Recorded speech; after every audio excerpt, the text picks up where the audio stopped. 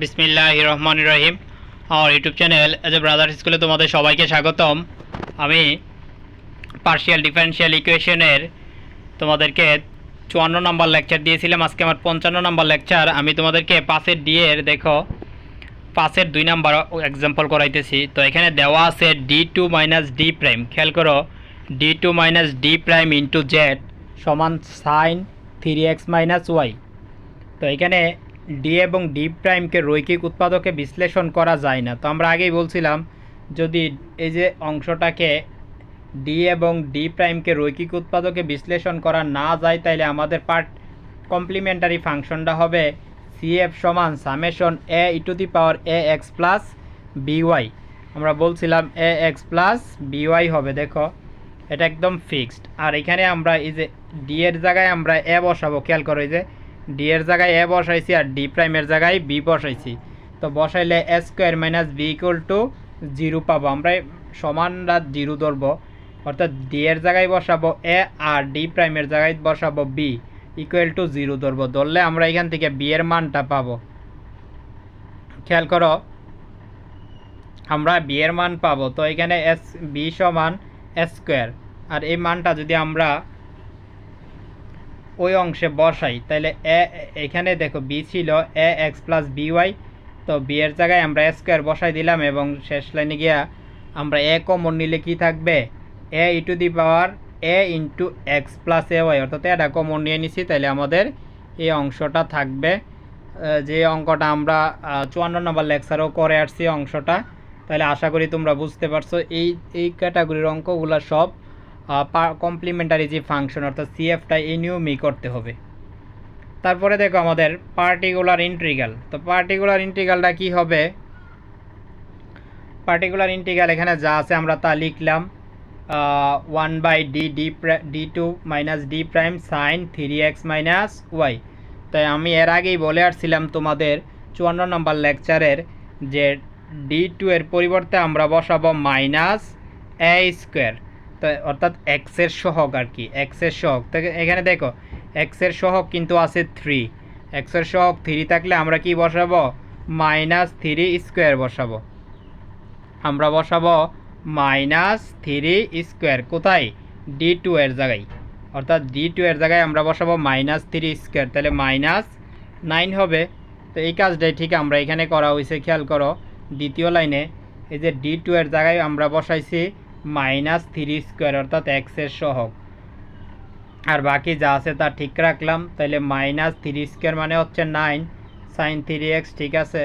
তারপরে খেয়াল করো, এখানে মাইনাস আছে, মাইনাসটা আমরা কমন নিয়ে নিলাম, 1/9 plus D prime sine 3x।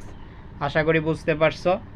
এরপরে দেখো, তো আমাদের এইখানে নিয়ম হচ্ছে কি, এখানে যেহেতু প্লাসের আছে 9 প্লাস ডি প্রাইম, তাহলে আমরা 9 মাইনাস ডি প্রাইম উপরে ও নিচেও গুণ করে দিলাম। গুণ করে দিলে এখানে A plus B A minus B অর্থাৎ A square minus B square 9 square minus D prime 2। তাহলে এখানে কি হবে, 9 নং 81 হবে, আর উপরে তো যা আছে তাই এটা। আর খেয়াল করো, এরপরে আমরা বলছিলাম যে ডি প্রাইম 2 4 নম্বর সূত্র, ডি প্রাইম 2 এর জায়গায় বসাবো minus B square. Minus B square মানে ওয়াইয়ের সহগ, মাইনাস বি স্কোয়ার মানে কি ওয়াইয়ের সহগ। তো আমাদের এইখানে দেখো ওয়াইয়ের সহগ কিন্তু -1, ওয়াইয়ের সহগটা কত, -1। তাহলে -1 স্কোয়ার বসাবো, -1 স্কোয়ার বসালে তো -1ই হবে। এবং ভালোভাবে খেয়াল করতে বলছিলাম, মাইনাসের উপরে স্কোয়ার নাই, শুধু কি সংখ্যাটার উপরে স্কোয়ার, তাহলে মাইনাসটা থেকেই যাবে। তাহলে আমাদের কি হচ্ছে, খেয়াল করো, এখানে যদি আমরা ডি প্রাইম 2 এর জায়গায় -1 বসাই, এই যে -1 বসাইলাম, তাহলে -1 মাইনাস মাইনাস মাইনাসে মাইনাসে প্লাস, তাহলে 81 প্লাস 1 হচ্ছে 82। এইখানে দেখো 82 লিখলাম, মাইনাসের জায়গায় মাইনাস আর 1/82। আর দেখো 9 মাইনাস ডি প্রাইম আছে, তো 9 মাইনাস ডি প্রাইমটা কিন্তু একবার সাইন 3x মাইনাস ওয়াই এর সাথে গুণ, আবার ডি প্রাইম ডাই সবটার সাথে গুণ, অর্থাৎ একবার 9 গুণ করবা এই সবটার সাথে, আবার ডি প্রাইম সবটার সাথে গুণ করবা। তো এই কাজটাই আমরা পরবর্তী লাইনে করছি।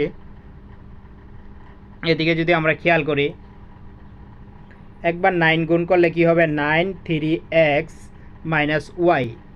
আরেকবার ডি প্রাইম, খেয়াল করো ডি প্রাইম যদি উপরে থাকে তাহলে আমরা জানি ডি প্রাইম উপরে থাকলে এটা হচ্ছে অন্তরীকরণ, আর ডি প্রাইম মানে হচ্ছে ওয়াইয়ের সাপেক্ষে অন্তরীকরণ। তো ওয়াইয়ের সাপেক্ষে যদি এটাকে অন্তরীকরণ করো সাইনকে অন্তরীকরণ করলে হবে কস। তো পুরোটাকে আমরা এক্স মনে করি, তো সাইন এক্সকে অন্তরীকরণ করলে হবে কজ এক্স। কিন্তু আবার আমরা যদি 3x খেয়াল করো 3x মাইনাস ওয়াইয়ের সাপেক্ষে অন্তরীকরণ করি, তো এটা তো ধ্রুবক, ওয়াইয়ের সাপেক্ষে এক্সরে অন্তরীকরণ করা যায় না, 0, আর ওয়াইকে অন্তরীকরণ করলে হবে -1। তো এইভাবে এখানে -1টা আসছে, -1টা আইসা এটা প্লাস হয়ে গেছে। খেয়াল করে এটা কিন্তু মাইনাস ছিল, ওই যে দ্বিতীয়বার আবার অন্তরীকরণ করাতে -1 আইসা এটা হয়ে গেছে প্লাস। তারপরে একেবারে সহজ বিষয়, এটা তো আমরা কমপ্লিমেন্টারি ফাংশন এবং পার্টিকুলার ইন্টিগ্রাল যেহেতু পেয়ে গেছি, তাহলে যে আমাদের সাধারণ সমাধান কি হবে, CF প্লাস PI, অর্থাৎ complimentary function plus particular integral.